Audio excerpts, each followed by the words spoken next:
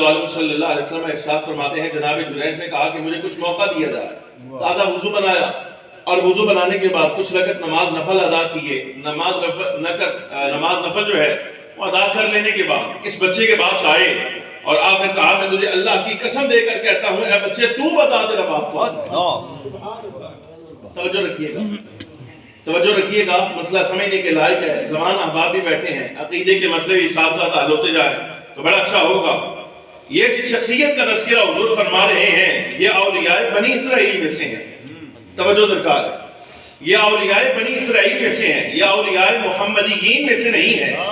انہوں نے کلمہ اس قول کے مطابق حضرت عیسیٰ کا پڑھا ہے, نبی پاک صلی اللہ علیہ وسلم کا نہیں. لیکن روایت کے لفظ یہ ہیں حضور پر نور سید العالمین صلی اللہ علیہ وسلم فرماتے ہیں جیسے ہی اشارہ کیا اور یہ جملہ کہا میں تمہیں اللہ کا واسطہ دے کر کہتا ہوں کہ بتا تیرا باپ کون ہے, تو رب العالمین جل وعلا نے اس چند گھنٹے کے نو مولود کو قوت گویائی عطا فرمائی, زبان عطا فرمائی اور اس نے بول کر بتایا کہ میرا باپ تو فلاں چرواہا ہے, یہ نہیں ہے. مسئلہ سمجھیے گا. یہ آج کل جو ہمارے ہاں نعرہ لگ رہا ہے کہ داتا صاحب تو شاہی کوئی نہیں, شہنشاہ بغداد تو شاہی کوئی نہیں, بھائی یزید بستامی کی تو حیثیت ہی کوئی نہیں, یہ باب شاہ کوئی نہیں. میں کہا کہ اولیاء بنی اسرائیل میں سے ہو, اشارہ کرے تو وہ بھی بولتا ہے جو کبھی نہیں بولا کرتا. شاہ صاحب کیا بات, یہ ولی کی علامت ہے. اشارہ ہو جائے تو وہ بھی بول رہا ہے جو ابھی اس عمر میں نہیں بولتا. میں کہتا ہوں کہ اگر اولیاء بنی اسرائیل کو اللہ نے یہ شان عطا فرمائی ہے کہ ان کا اشارہ ہو جائے تو چند گھنٹے کا پیدا ہونے والا بچہ بھی فصیح زبان کے ساتھ کلام کرتا ہے, یہ کیسے ممکن ہے کہ کلمہ سرکار کا پڑا ہو اور اللہ رب العالمین جل وعلا حیثیت ہی کوئی نہ عطا فرمائے. اللہ سمجھ آ رہی کہ نہیں؟ یہ فخر عالم صلی اللہ علیہ وسلم کی روایت ہے. اگر اولیاء عیسوی کو یہ شان حاصل ہے, سیدنا موسیٰ علیہ السلام کا کلمہ پڑھنے والے اس مقام کے حامل ہیں, تو اس امت کو اللہ رب العالمین جل وعلا نے یہ کیسے ممکن ہے کہ ولایت سے بانج پیدا کیا ہو کہ ان میں ولی ہو ہی کوئی نہیں سکتا.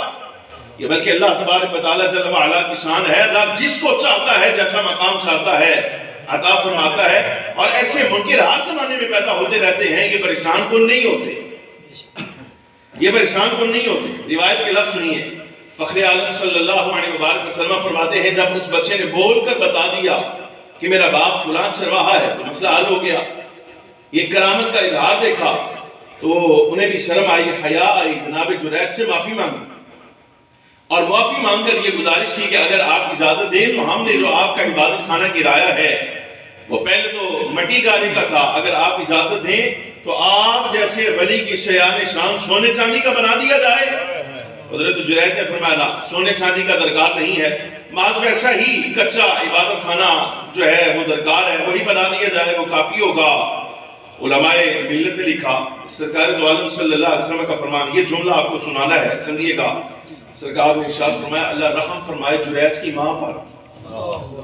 یہ جملہ ہے سنانے کے لائق. اللہ رحم فرمائے جریج کی ماں پر کہ کہیں یہاں ایمان کے سلب ہونے کی دعا ہی نہیں کرتے.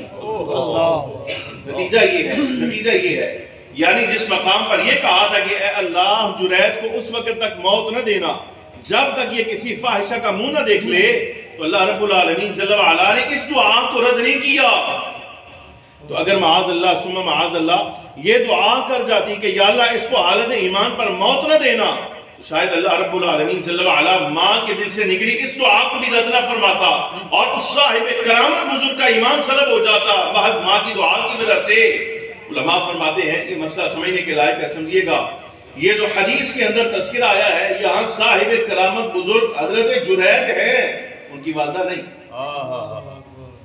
ماں کے بارے میں ایسی کوئی صراحت نہیں کہ وہ مقام ولایت پر تھی اور وہ ولیہ تھی, نہ ایسی کوئی صراحت نہیں, بلکہ بیٹا ولی ہے.